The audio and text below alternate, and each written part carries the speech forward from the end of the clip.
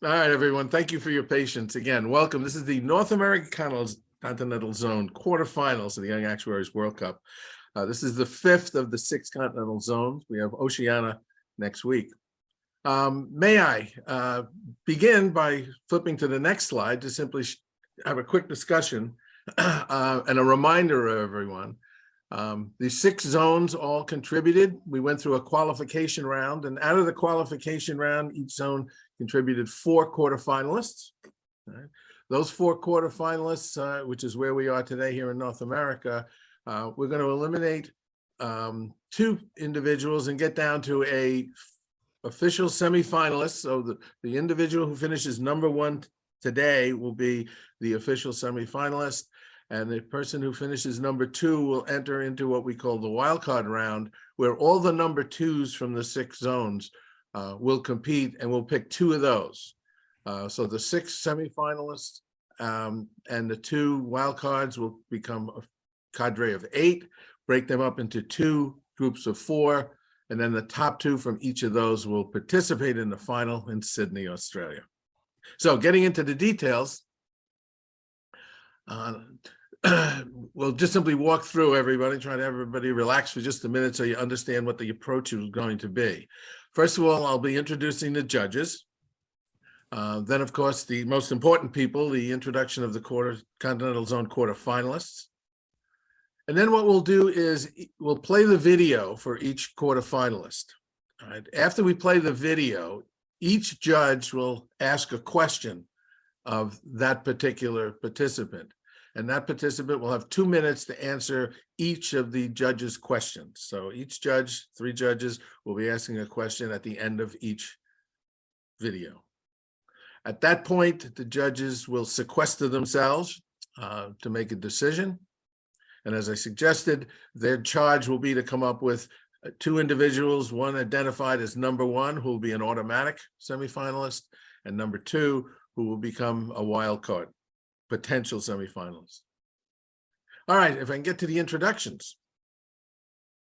I'm Al Beer. I'm the North American Continental Zone Ambassador. I'm with the Casualty Actuarial Society. Our 3 esteemed judges today, we have Jill Hoffman from the Singapore Actuarial Society, Yasidi Kazim from Nigeria Actuarial Society, and Makumi Najiro from the Actuarial Society of Kenya. So they will be asking questions in the order in which those judges were presented. Our quarterfinalists, the 4 of them, actually represent US-based organizations. The Casualty Actuarial Society has contributed 2 individuals, and the Society of Actuaries 2 others. And now to our quarterfinalists. All right. So very quickly, let me just go through an overview. Ashley Bybee is a member of the Society of Actuaries, and she's from New York City.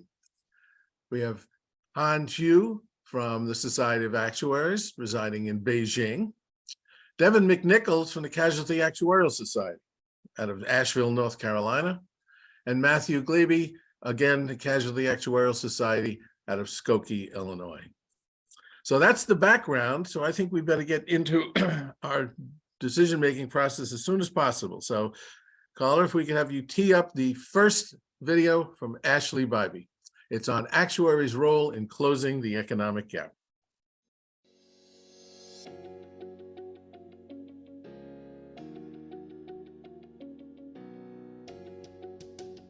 Hi, I'm Ashley Bybee. I'm associate of the Society of Actuaries, and I'm coming to you from New York City. I believe that actuaries are cool and we can use our skills for change. The world is having more problems than ever. Natural disasters are increasing tenfold. We are seeing more pandemics than ever, and the aging population is expected to double before 2050. The ones who are suffering the most are those living in impoverished communities and developing nations. One of the things that prevents these populations from improving their quality of life is the lack of access to financial products.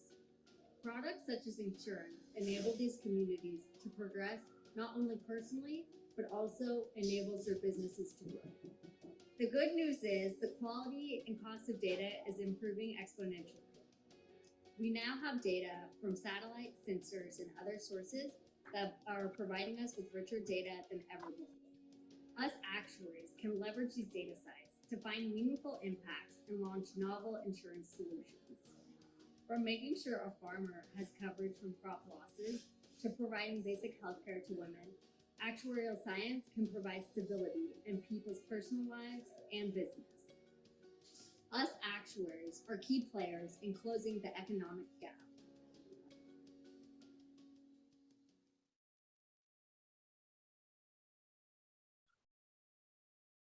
Ashley, thank you very much. All right, as is our process, Jill, we'd like you to ask the first question. Again, Ashley, you'll have 2 minutes to respond. Jill? Thank you very much, Ashley, for your presentation. It was very inspiring. What I'd like you to know is, what would you like us to do as actuaries after watching that video?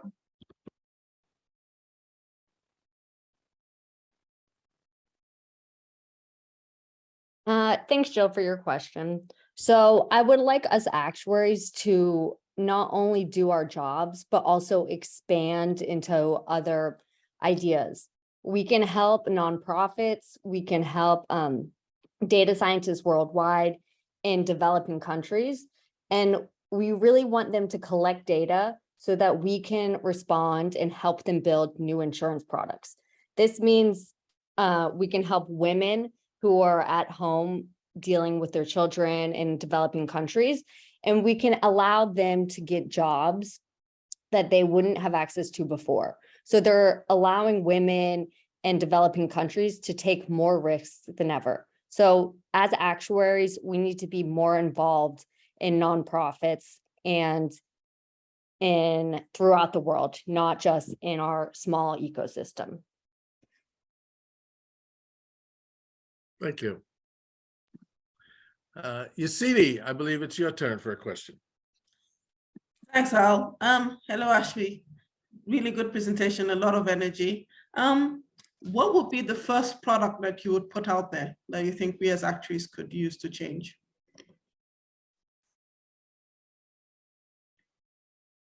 Thank you for your question. So the first product that I would like to put out there is an insurance product to help women worldwide.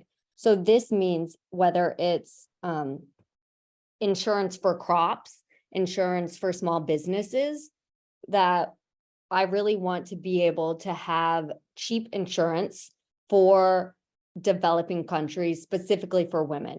So even if it's insuring just a small, very small business, we can allow these women to help their business grow. Thank you. Thank you very much. Mukami, do you have a third question? And Yasidi, I understand Mukami's having connection problems. Is that correct? I think she's managed to join us, but I think, Mukami, hello, how are you? Did you catch the last video? Apologies, I didn't right now, so I will perhaps not ask a question at this moment, but yeah, I just managed to join a few minutes ago. Thank you. Hi, everyone. Hi. Okay, I think in fairness, then we should move on to the next video. Thank you, Ashley, very much. Thank you. So Carla, if you could tee us up for the next video.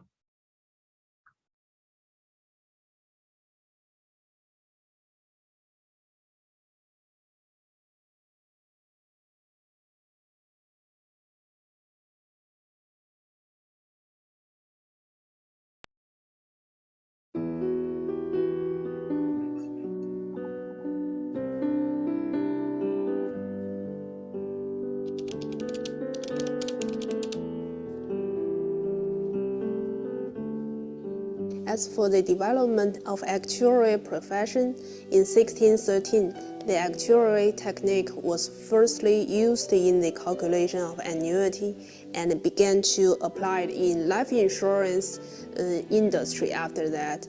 Then in 1895, the International Actuarial Association was established, promoting the expansion of the actuarial profession into different areas. Over 400 years until now, actuarial science has been further integrated with financial economics and statistics. The actuarial profession has gradually expanded from the traditional insurance industry to other finance, investment, service provider, and high-tech industry.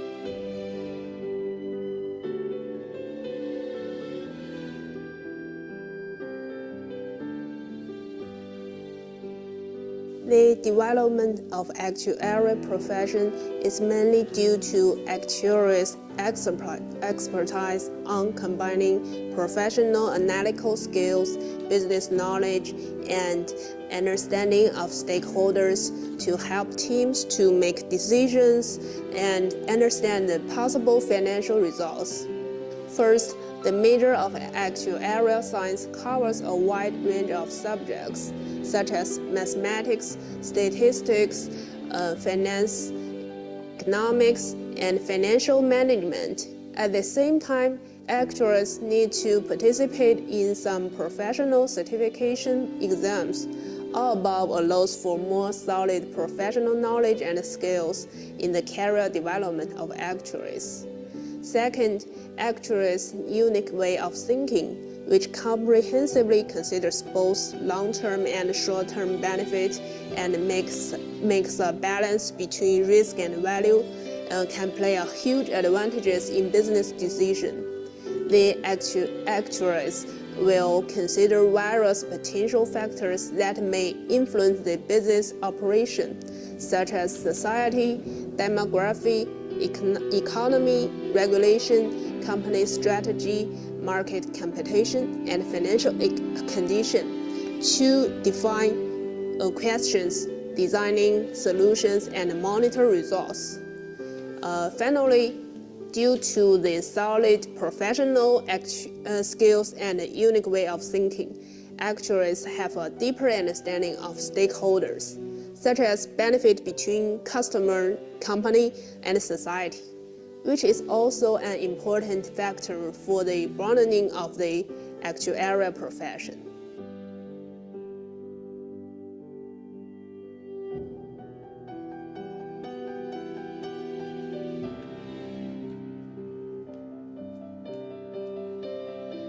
Actually, the above three characteristics of actuaries will be an important foundation for the continuous expansion of actuarial profession in the future.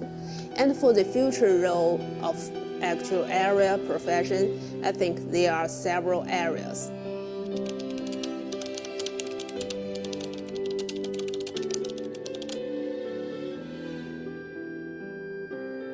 The first is that the product design and pricing will be more comprehensive. The products provided are no longer just insurance products, but a package of an insurance service plan, providing customer a whole life risk coverage and services, which may involve many services or items provided by third party. So actuaries should consider more when designing and pricing product. And it is necessary to improve the application of actuarial technique to a wider provision.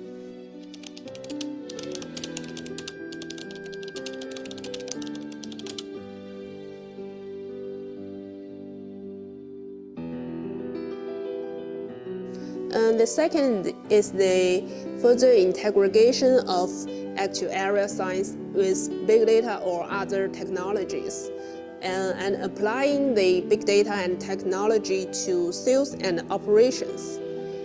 Actuarials has unique understanding of risk, and which enables actuaries to apply big data technology to assist insurance company in risk control and management. At the same time, actuaries can use big data to deeply dig customer needs and provide corresponding sales support.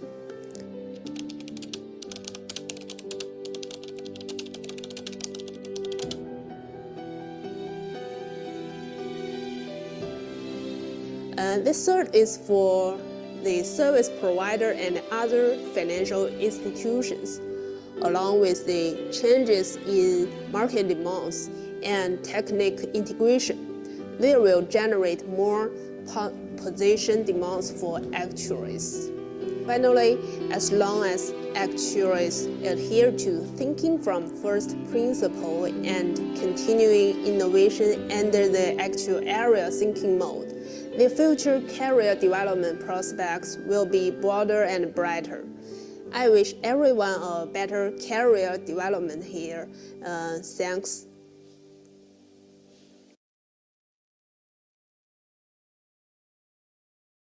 Shu, thank you very much for your presentation. Yasidi, I believe you have the first question this round.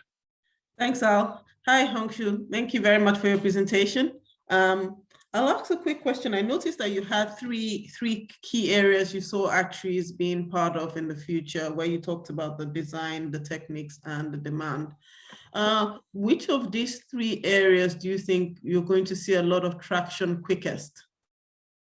I think the comprehensive product development and the pricing will be more quick in the future.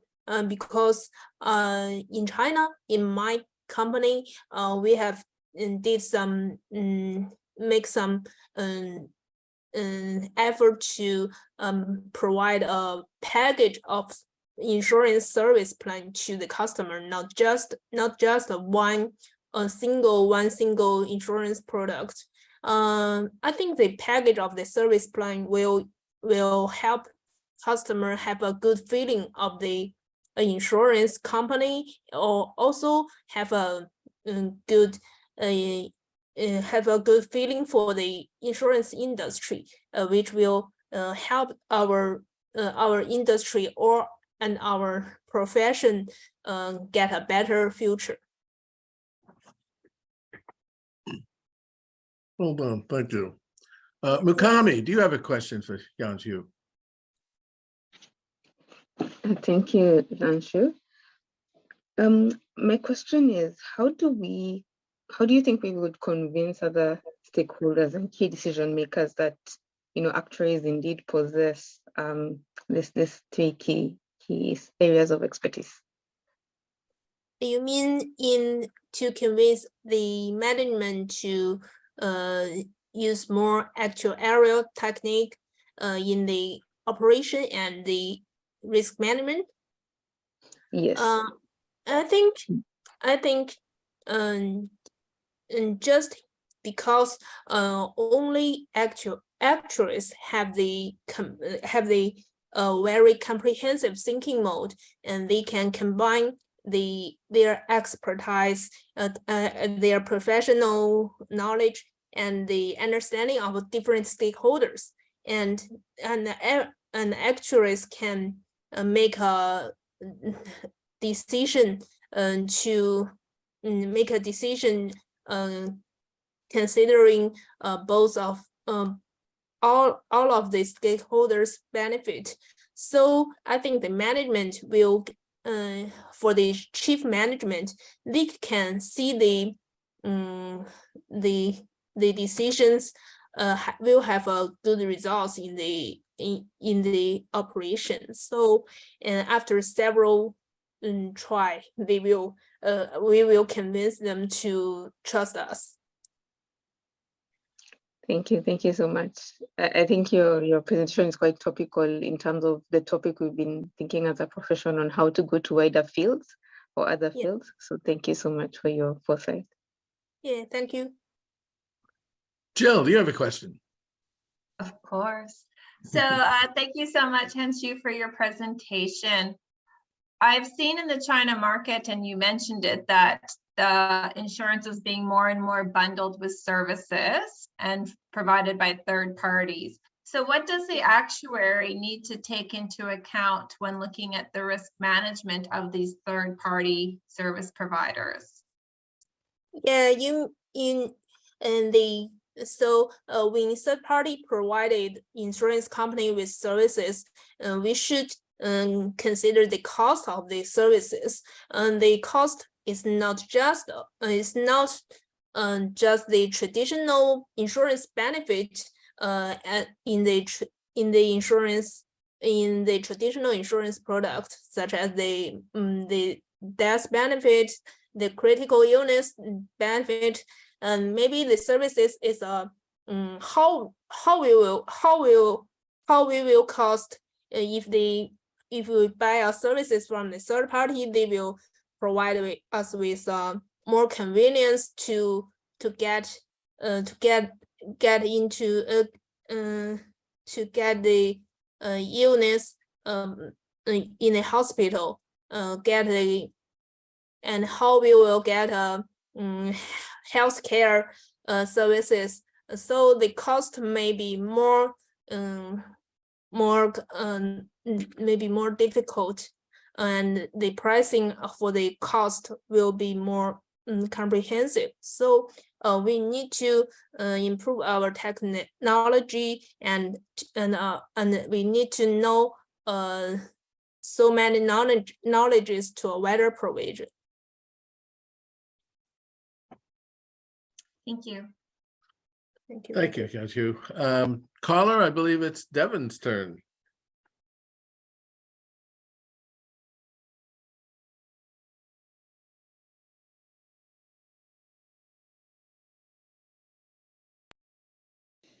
Hi, my name's Devin McNichol. I'm a proud associate of the Casualty Actuarial Society. As someone who spent much of my actuarial career focused on homeowners and commercial property insurance, I've had some time to think about cats. No, not that kind of cats. I mean catastrophes.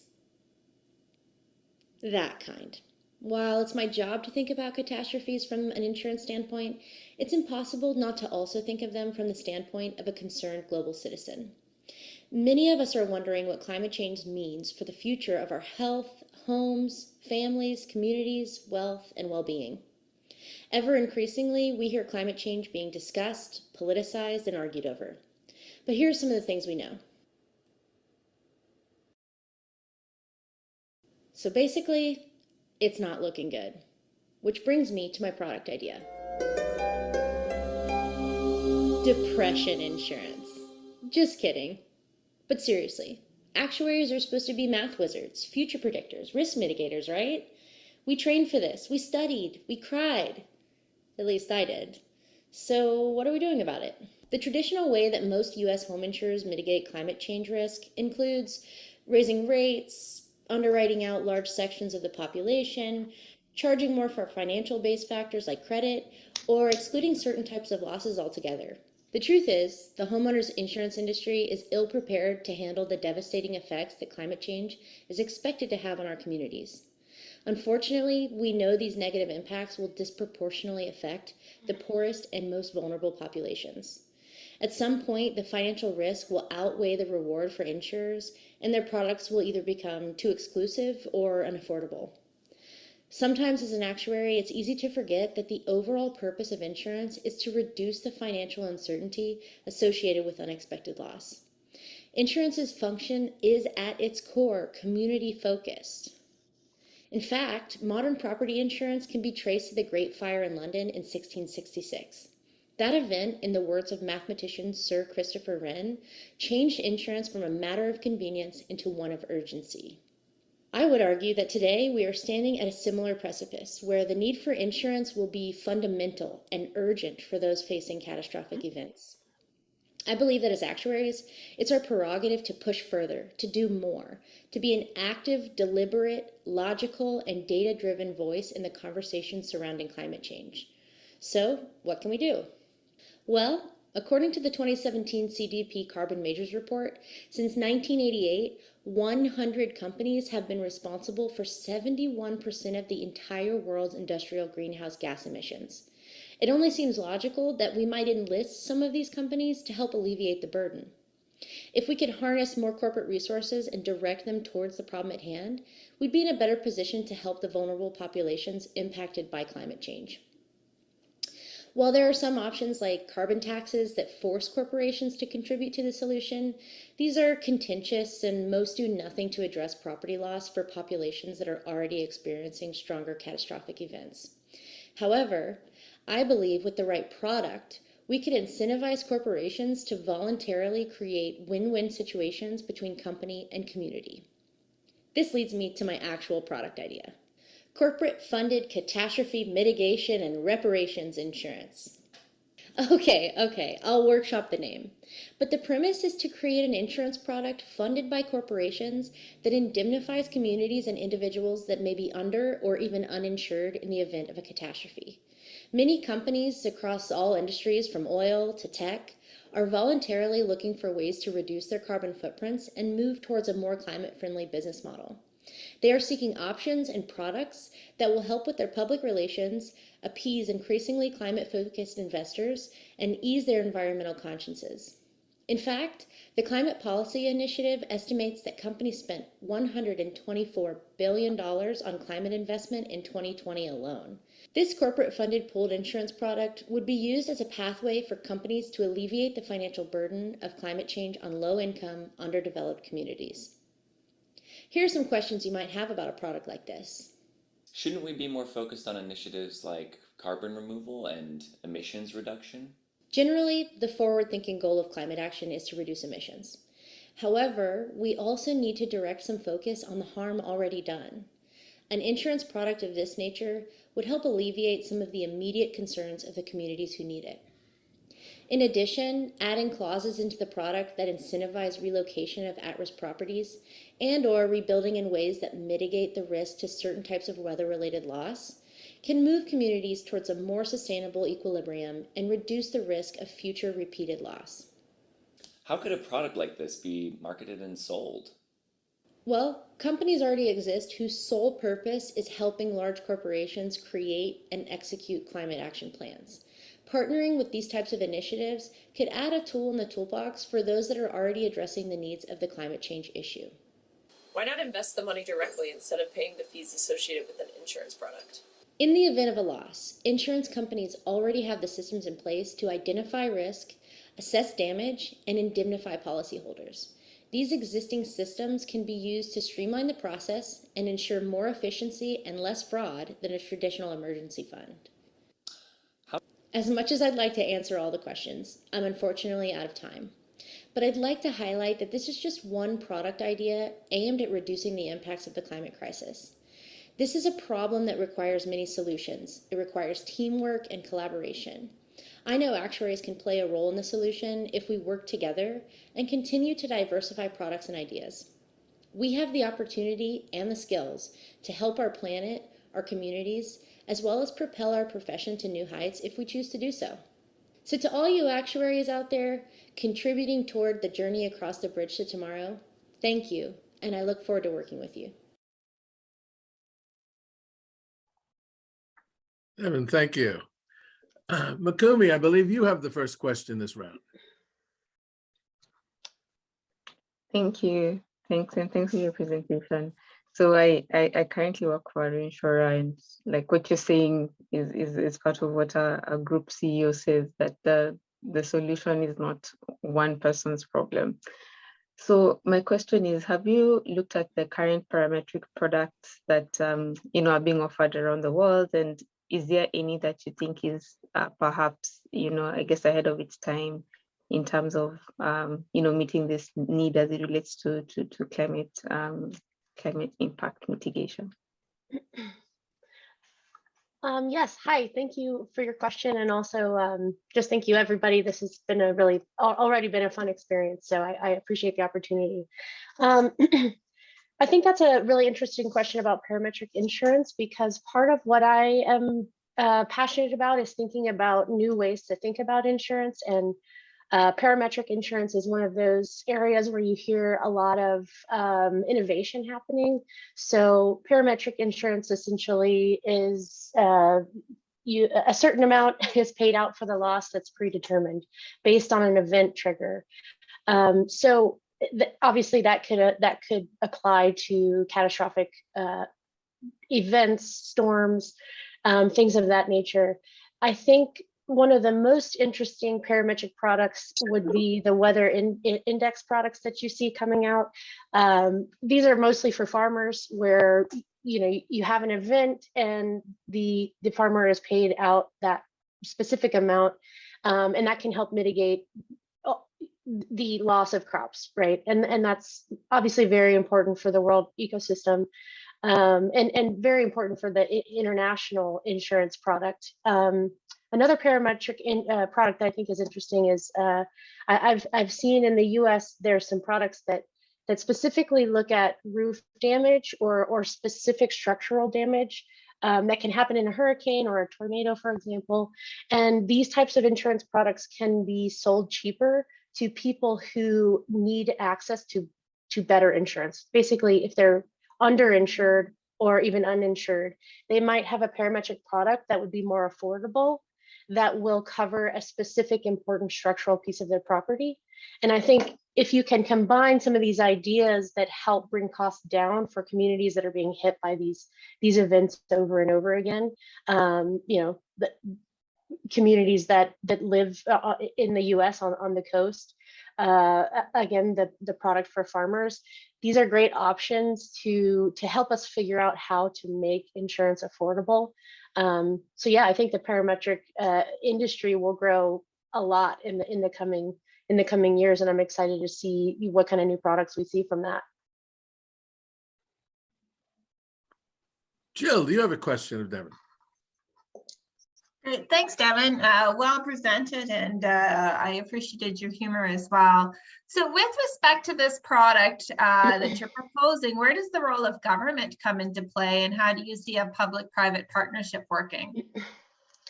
Yeah, Jill, I think that's a great question. When I was first thinking about the prompt, obviously it's easy to go straight to sort of a government solution, because a lot of times I think that makes sense to the average person. But I also think that while government programs, in the US, we have the National Flood Insurance Program, and we also have a program called the Florida Catastrophe Fund program that's for hurricanes. They are effective in that they are helpful, but they also, in my opinion, do not place incentive in the right hands. So, for example, the flood insurance program is really, I would say, hurting the industry of flood insurance, because it's sort of a lose-lose, right? That every time there's a flood, the NFIP steps in, and it's not very effective. There's lots of fraud. There's lots of people not purchasing the insurance they need because they think they can rely on the NFIP, which is not necessarily true if the funds run out. So I think one thing I'm really passionate about is creating incentive for a product like this, and that's why I sort of went the more corporate route, because I think corporations can help move things along faster and do things more efficiently, because that's what they're built to do. The government can be kind of clunky and take a long time to reach decisions. So if we can get corporations moving towards a product like this, and then bring along the government with us and say, look, this is working. Let's make this more of a government-backed type of product, so that we can get the best of both worlds, more funding and higher efficiency. So I think absolutely with any issue that when we're talking about climate change, we have to include oh, there's my timer. Sorry, I didn't think it would be so loud. But yeah, no, I think it's a great question, and I'd like to create synergy between corporations and government.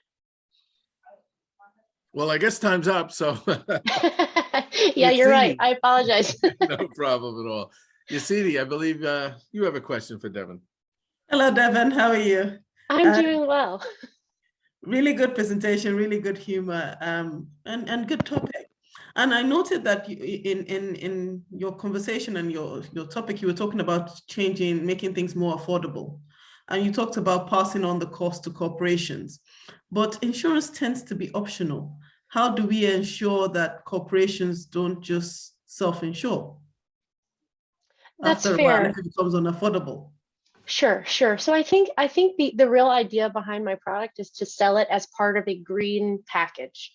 So you see a lot of this happening in the US and I think around the world, where you have big, large corporations going to what green consultants, or basically they're looking for ways to mitigate not just their risk, but to give back and to look for ways to bring their carbon emissions down. You know, you hear a lot of net zero conversations, and there's a huge industry for that.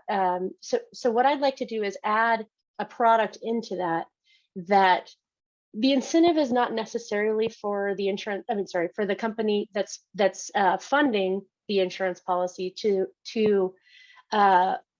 quote unquote make money. I think the incentive is to add it as part of the package of how we can maybe rectify is the wrong word, but how we can incentivize these companies to help pay for some of the damage that they've already caused. You know, it's really more about adding it to a green package so that they have that option to say, you know, what they're getting out of it is, you know, whether it's PR or, you know, whatever, they can go back to their customers and say, look, we're giving back. We've made these mistakes. We've done, you know, we have put all this carbon into the air. And now what we're going to do as part of our green policy is add an insurance product like this that will help indemnify people after they experience losses that have been, you know, increased in severity and frequency by the emissions that these companies emit. So I think that's the challenge with this product, is figuring out how to sell it in a way that allows the company to see its value. And I think that's why you need to do it in a package with other green options. And again, it's not the answer. I just think it's a small way that we can help communities that you know, a lot of these initiatives are very forward looking. They want to take carbon out. Oh, I could talk forever and never be seen. I'm so sorry. But yes, it's a great question. Okay. All right, and I think that brings us to Matthew's presentation. Caller. All right. Hi, my name is Matthew Glebe. I'm a fellow with the Casualty Actuarial Society. I live in Skokie, Illinois, which is just north of Chicago, and therefore I'm in the United States and part of North America. The topic is geographic smoothing for equitable school funding. It's hard to realize true investment in education, especially in America. And the reason for that, though, is it just takes decades to take effect. You're unlikely to receive recognition for that effort, and especially here, it ends up getting caught up in partisanship and gridlock due to the first two reasons. One such issue has to do with school funding itself. For primary and secondary education, most of the funding comes from local taxes, usually property taxes.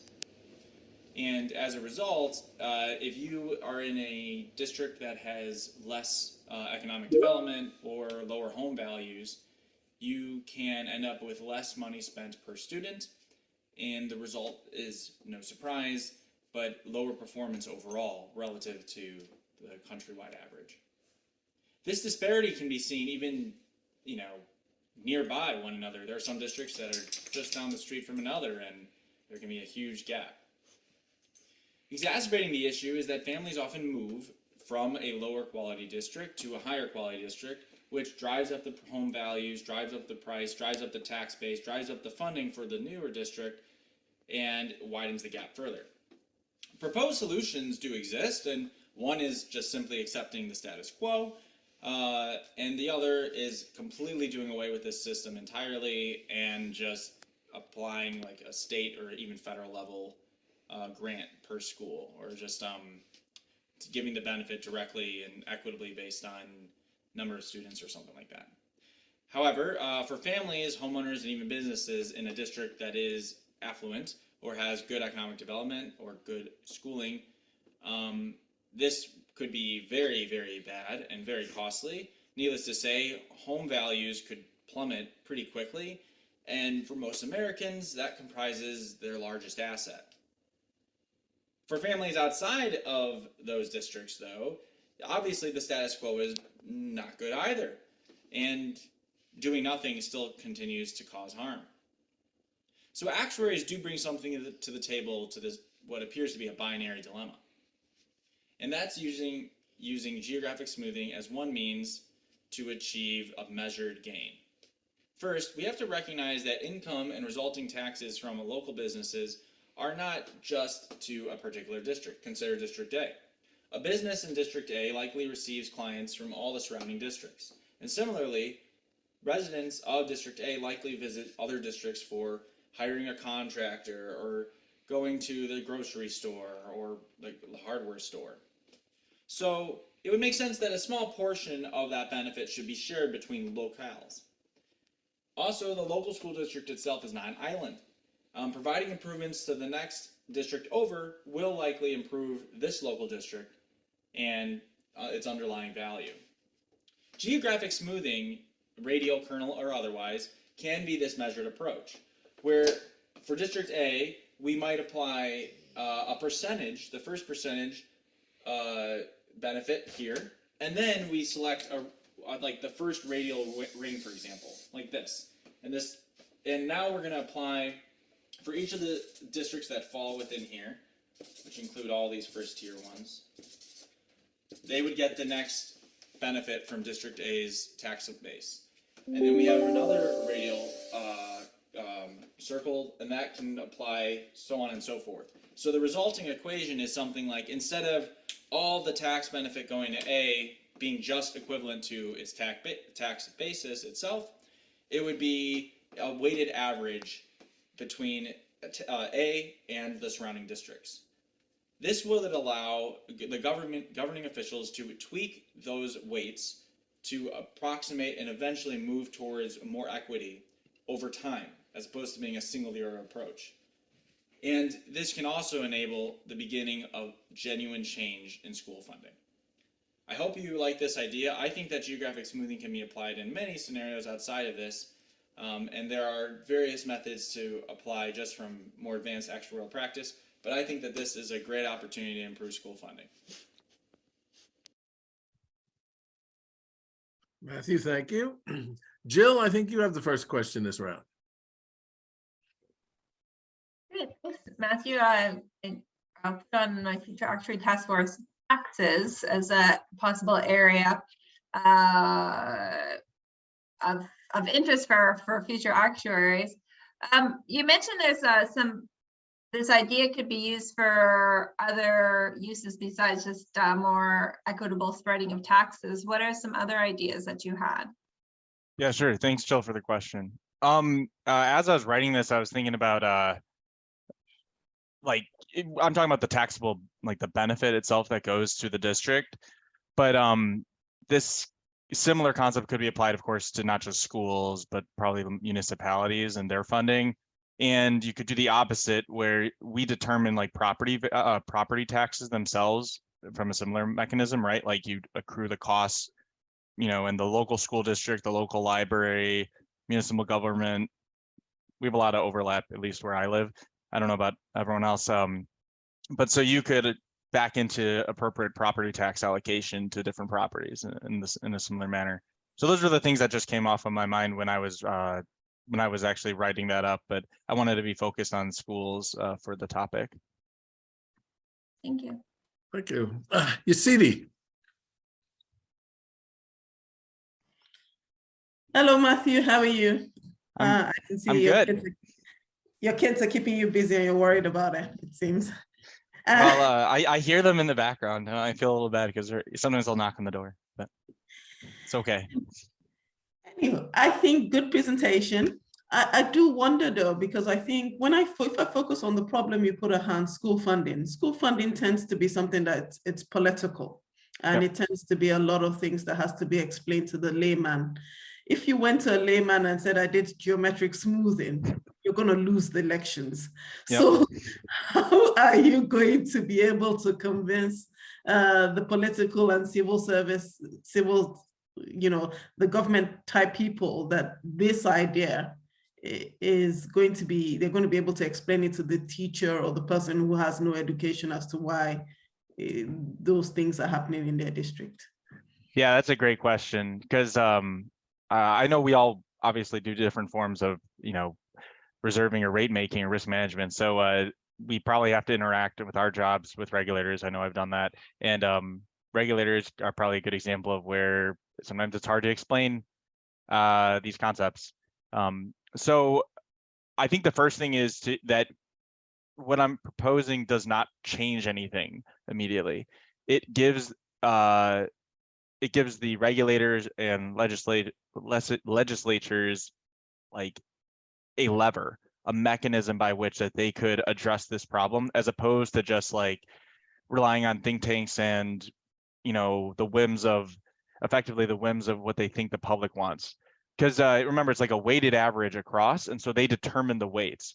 And I think that's probably the best way that I would try to win support, is to emphasize the fact that this could be done in a measured manner, as opposed to something sudden and cause a lot of disruption. And that was also, by the way, sorry I said the time for myself. I don't know where I'm at, but that was also why I thought it was very actuarial in nature. A lot of my job involves anticipating disruptions to books of business. And this reminded me of like a capping type of framework that can be applied as well. I hope that answers your question. Just on time. Mukami, you have a question for Matthew.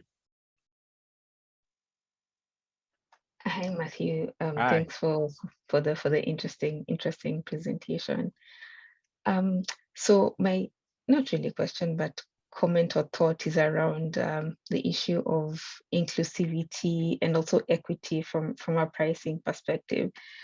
I don't know if you've thought about that angle at all in your proposal, and whether or not that would be something that makes it problematic or otherwise to implement. When you say like, because maybe I'm not following the question. I mean, the current status is often very inequitable. I'm thinking about where I live, you know, near Chicago. A lot of more impoverished school districts have less funding overall. Is that kind of what you're asking about?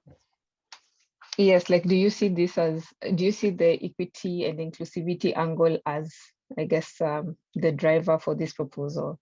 Yeah. Oh, 100%. That's exactly right. So I'll give you, I live in Skokie. It's a 65,000 people. We're just north of, you know, Chicago, a major area. We have 7 school districts though, within like a 3-mile radius in Skokie. That's weird.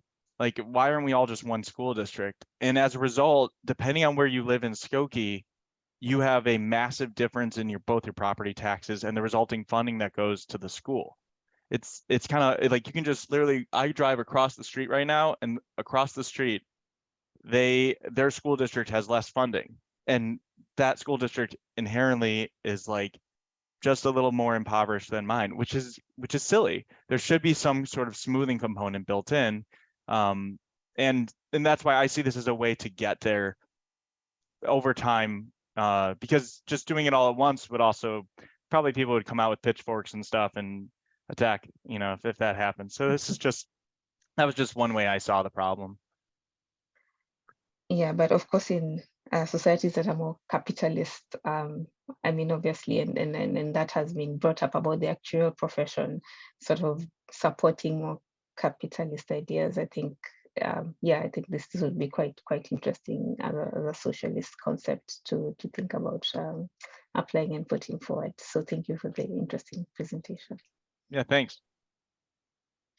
All right, I think we've come to the point now where the participants can breathe a sigh of relief. And now we can put the onus on the judges. So first of all, thank you, all 4 of you, for excellent presentations. Really appreciate it. I don't envy the judges. You've got a tough decision to make. I believe you have the mechanics. The 3 judges now will get off into a separate workshop room, and we will wait until we see white smoke coming from the tower. So Yasidi, if just for managerial purposes, if you could be the one reporting back for the results of the judges, I'd appreciate it. Thank you very much. All right, as I mentioned to the participants, we want to spend a few minutes just chatting. As I said before, this has nothing to do with judging, so just relax. The judges have nothing to do with this. I was sincere in the preliminary discussions when I said, this is an opportunity for us weazened veterans to get some really good input from the next generation. So I guess, first of all, just to start out, I'm always curious, as everyone is, how did you get involved in the actuarial profession? Was it straightforward or was it more roundabout? If we can, why don't we just go in the order in which the videos were presented? So Ashley, how about you? Right. So I originally wanted to be a dentist. Oh, that sounds After familiar. my first week of biology, I knew that was not going to happen. So I was always studying math in undergrad. And then I thought, what should I do with my math degree? So somebody had mentioned that actuary is a great career. So I thought, okay, I'll go get my master's in actuarial science. So from there, it kind of just snowballed. Well, that's a good one. I have to admit, that's the first time I heard that one. Yeah. Well, I'm sure taking exams is like pulling teeth anyway, so I'm sure you. Yeah, it's probably worse. Yeah. Hans Shu, I believe I'd be interested in hearing how you got involved in the profession. Yeah, I'm a little bit similar to Ashley. I want to be a doctor in my childhood, but in the high school, I found my biology is awful. So I have to change my my major for the university, and so I choose the financial industry and for the specific major I found the actuarial major has little people has don't have many people involved in China, so I choose this industry. Yeah. Yeah, good. Devin, how about you? It was sort of an accident for me. I didn't know what an actuary was until I was my first day of being an actuary at work. Yeah, I got my degree in math and then truly did not know what an actuary was. And then I got a job, and then I pretended I knew what an actuary was for about a month until I figured it out, and I started taking exams. So for me, it was just kind of it just was the job I got, and then I loved it, and then it went from there. So great. Matthew, how about you? I was pretty blessed to have like a mentor pretty early on. At the time, I was interested in being like a biomedical engineer. I thought that was so cool, and I started with some engineering courses, but I ended up enrolled in like a really interesting proof-based math course as a freshman, where you kind of start from linear algebra and you go to proving. You don't do all the real analysis stuff, but you prove a bunch of stuff up to calculus. So I thought that was really amazing, and I was not as excited by my engineering courses, and I just stuck with that. I thought I wanted to be a professor in math, but I hit this point, maybe you guys can relate to this, where I discovered that as much as I love stats and all that, there were people who just knew. It was like they came out of the womb knowing the answers, so like how to complete certain theorems and stuff. So it's like, wow. And comparing that, I took an exam and I liked the experience of taking an exam. That's how we get those people early on, is they take P and they think it's really easy and fun. So I just kept going from there. I thought it was a really fun experience. Great stuff. I guess the one thing that everyone in the audience, but especially the four of you, keep in mind, there's so much value in this profession, and it's basically a lot of people, as you all demonstrated, fall into it. I would say overwhelmingly people just fall into the profession. So one of the things I would recommend is think about going back to your high schools or colleges and participate. Get people to become more aware of the profession, if you think it's worthwhile. I guess that leads me to my second question. I'm going to steal Ashley's line. Being an actuary is cool. All right, so tell me why. What interests you in the profession? What stimulates you? Again, let's keep the same order. Ashley, what's so cool about being an actuary? Right. So what stimulates me is I get to speak to a variety of people. So I was in consulting and now I'm at a startup. And yes, I love the numbers, but we also get to converse with people from, the legal team, people from data science. So it's really about the people and less about the math. But I do love the math and I love the numbers. Super. Hanshu? I found I am good at the mathematics and good at the numbers. And when I was still have to take the exams, I feel desperate. But when I finished my exams, I feel a very cool, and I think I can put all my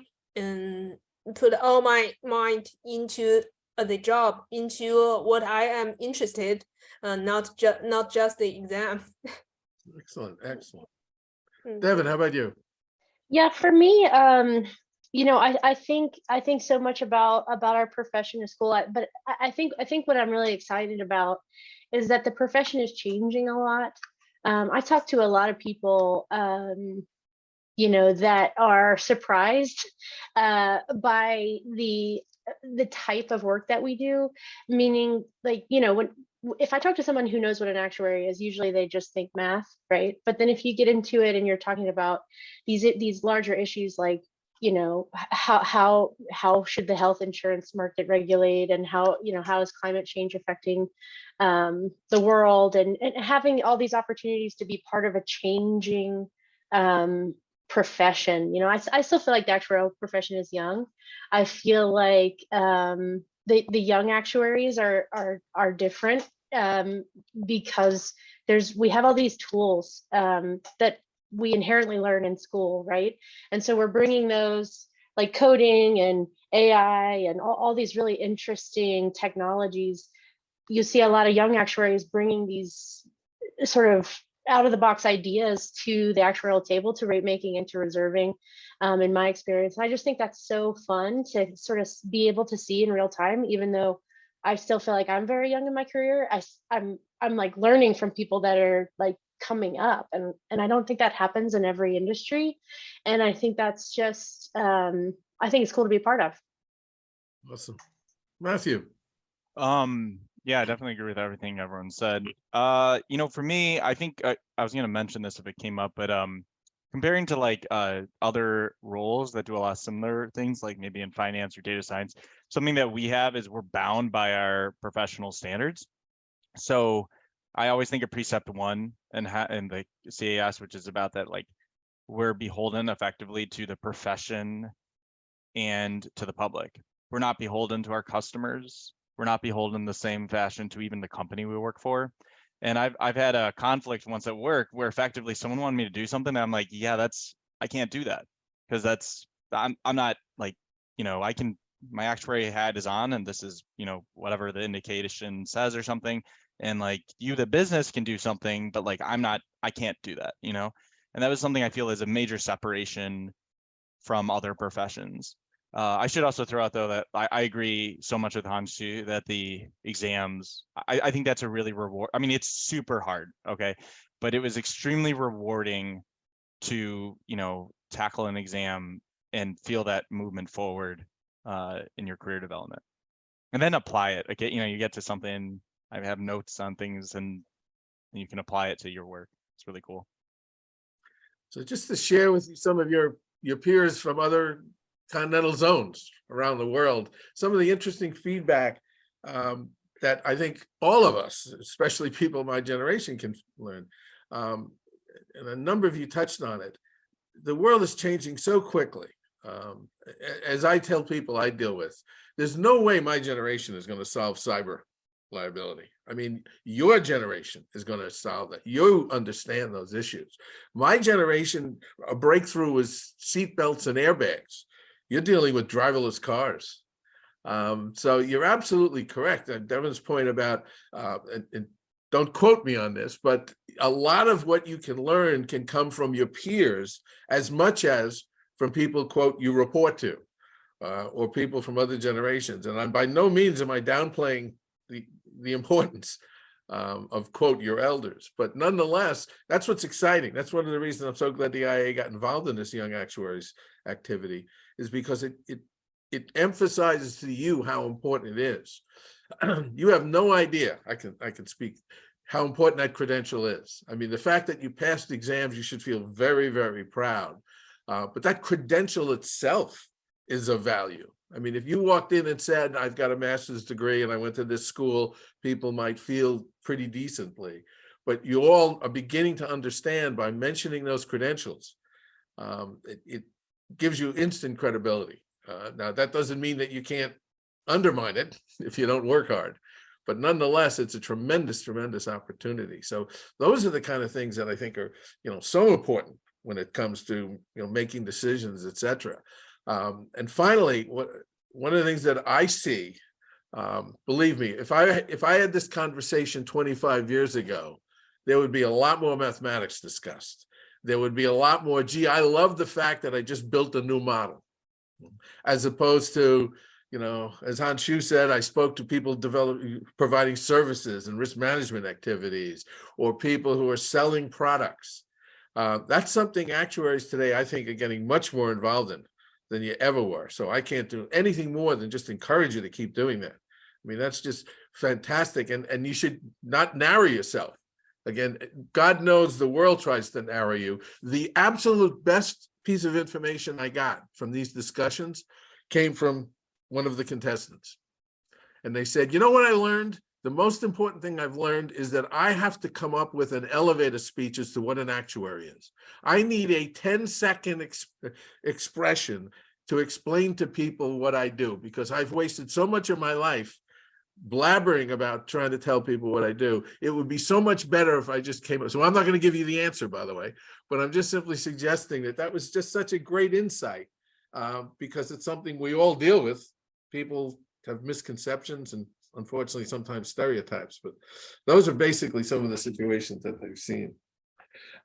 International, I guess, since this obviously is the International Actuarial Association, I mean, we've got Hans Schuh here, right, from Beijing. Do all of you see, I'll go in the same order, do you see opportunities for doing more work internationally?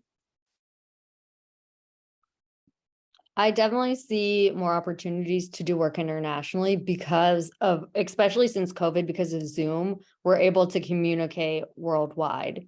So, I mean, even though COVID was awful, it almost created a smaller actuarial community. Interesting point. Anshu? Yeah, I want to have more opportunity, international opportunity, but as Ashley said, due to the COVID, a lot of meetings are turned to the online. We use the Zoom to have a virtual meeting, such as the annual meeting of the Society of Annuity have two online for past 3 years. But I think in the future there will be more opportunity for the international actuaries to get connected, and maybe we can have a face-to-face meeting in the future. And this will be a good opportunity for us for have an international view and international communication opportunity. Good. Devin? Yeah, I agree with that. I think, unfortunately, I didn't know much about the about the ICA, and I was surprised once I did learn a little bit about it through actually the Young Actuaries World Cup. I started asking some colleagues, and not a lot of people that I asked about were super aware about what you guys do. So I think initiatives like this can definitely help bring us together. And I think this is exactly what we need, right? Because we're facing a lot of issues like pandemics and climate change that are international issues. And actuaries, I mean, we sort of sit at that intersection between economics and science. So I think I think the more that we can connect, the better. And maybe right now we're not doing the best job at it from our side, meaning from me, because I, could have done some research and I didn't do that. So I think it's nice to be part of this to help grow that. And I also think it's a great opportunity to kind of let our peers know too that these other institutions are out there. It's not just the CAS or the SOA, because we get caught up, I think, in those titles. And maybe if we can try to break those, even within our own ranks, I think there's a ton of value in that. Excellent. Matthew? Yeah, I liked the idea that Ashley shared regarding things that the community is smaller, especially as improved communication. I see opportunities internationally, like Hansu mentioned, with like a comprehensive insurance approach, where someone could live in multiple countries or travel and have like one single policy to address all that. I think that's a really cool idea. And obviously reinsurance is very international. A lot of insurance products though are, very specific to their locale, right? Like car insurance is very different, even in America, right? Per state, it's regulated. I think there's a lot of opportunity for insurance companies to develop or to really just take product designs and apply them to other countries. But I also think there's a lot of opportunity really for exploitation of that. And so it's more that actuaries probably need to be involved in, maybe IMF more or something like that to ensure that the agreements between countries and loans and services provided to individual countries is not just exploiting them via insurance. Insurance is really complicated, and I can kind of see how there could be opportunities for actuaries to be involved there and keep an eye out professionally. Well, just excellent points. Just one of the things the IAA has recognized is that, Matthew, on one hand, obviously products can be very specialized. On the other hand, there's a lot of commonality. And I'll give you an example that you brought up: professionalism.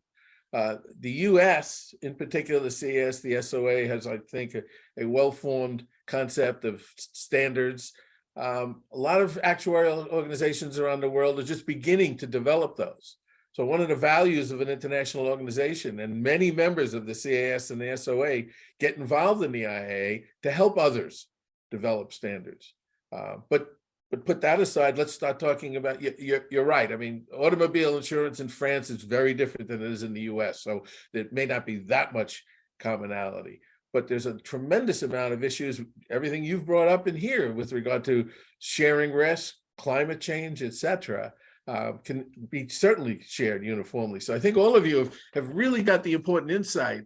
And I like the fact that you're bearing some of the responsibility of saying maybe we can stimulate some activity among your peers to become more aware of the actuarial profession internationally. So that was encouraging to hear. Well, thank you again for not only great presentations, but also very good insights in these presentations. I know it's helped me. And I see that the esteemed judges are back. So Yasiri, would you like to share with us the results?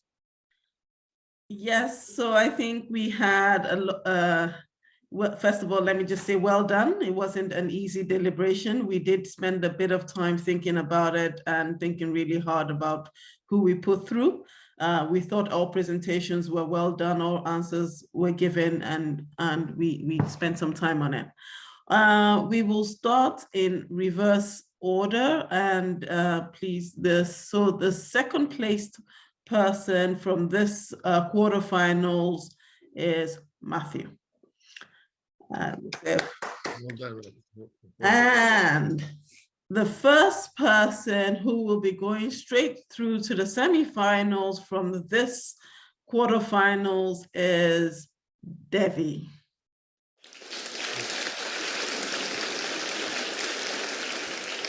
Thank you. Very well done. Well, thank you, Yasiri, and the judges on behalf of the participants. But more importantly, thank the participants. I think you obviously put a lot of effort into it, a lot of great thought. One of the things that I feel very comfortable is the future of the profession's in very good hands. So Devin is going to will join Dorita, Mika, Thomas, and Jose Miguel. So that will make 5 And then the Oceania group will finish up, I believe, later this week on Thursday. So we'll have all 6.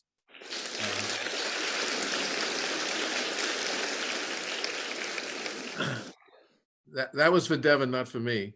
And we'll move on then to Matthew. Then will be part of the wildcard group. And at the end of January, if we could have, I guess there should be another slide or two. Thank you, Carla. All right, so just to let you know, the wildcard winners, 2, will be announced on the 31st of January. And then the semifinals will occur between the 16th and 22nd of February. All right, so again, that'll be 2 groups of 4. 2 of those from each group will come, and they'll have, the semifinalists do have until February 9th if they would like to modify or submit a new video to take into consideration the feedback. But the end result, Carla, is again to we'll have the Oceania quarterfinals on the 26th, and of course the winners go to our last slide. Exciting times in Sydney. So once again, everyone, both judges and participants, thank you so much. Really appreciate everybody's effort. We're all in very good hands. Thank you. Good day. Thank you all. Thank you. Thank Well you. done, everyone. Great Bye. presentations, everyone. Thank you. Good. Happy New Year again, Hanshu. Bye-bye. Happy New Year. Yeah.